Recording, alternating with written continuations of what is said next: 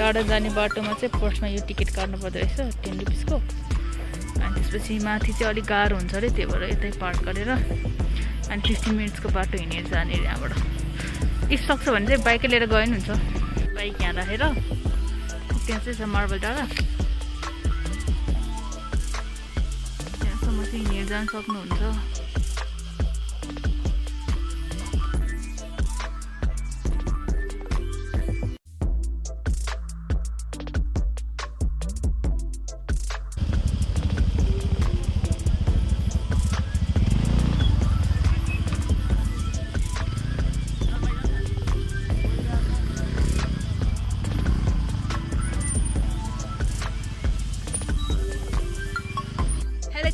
Welcome back to my channel, it's me Bina. अनि आजको हाम्रो डेस्टिनेसन चाहिँ मार्बल डाँडा हुन जान्छ। अनि अहिले चाहिँ म हिँडिरहेको छु मार्बल डाँडाको बाटोतिरै।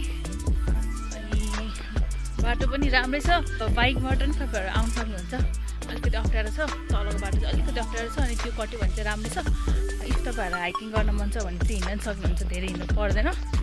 सो त्यो चाहिँ अब सर्ट हाइकको लागि एकदम राम्रो छ।